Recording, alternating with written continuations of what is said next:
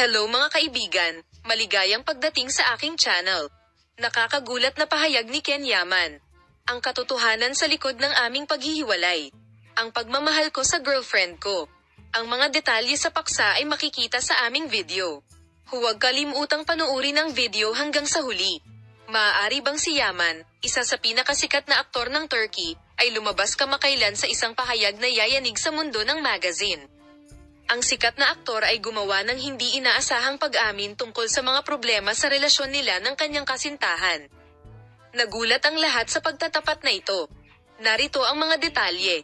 Ang pahayag na ito ni Ken Yaman tungkol sa mga problema sa relasyon nila ng kanyang kasintahan ay natanggap bilang isang malaking sorpresa sa mundo ng magazine.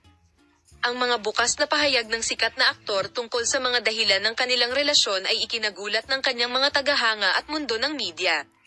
Isa sa mga pinakamahalagang punto na ipinahayag ni Ken Yaman sa kanyang nakakagulat na mga pahayag ay ang kanyang pagmamahal kay Özge Gürel ay nakaapekto sa kanyang mga relasyon. Ang bukas na pahayag ng sikat na aktor na ang kanyang damdamin para kay Özge ay negatibong nakaapekto sa kanilang relasyon ay nagdulot ng malaking epekto. Ayon kay Ken Yaman, ang ugat ng mga problema sa kanyang relasyon sa kanyang kasintahan ay nakasalalay sa kanyang pagmamahal kay Özge Gürel. Ang malaking pag-amin ng sikat na aktor ay nagdulot ng malaking kontrobersya sa media at sa mga tagahanga. Ang isa pang detalyeng ibinunyag ng pahayag ni Ken Yaman ay ang pagtatapos ng relasyon nila ng kanyang kasintahan.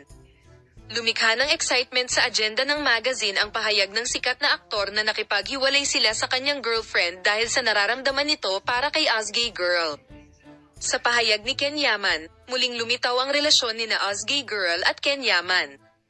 Ito ay isang bagay ng pag-usisa kung paano susuriin ng sikat na mag-asawa ang kanilang relasyon at kung ano ang magiging reaksyon nila sa pahayag na ito. Ang detalyadong impormasyon sa paksa ay para sa iyo sa aking susunod na video.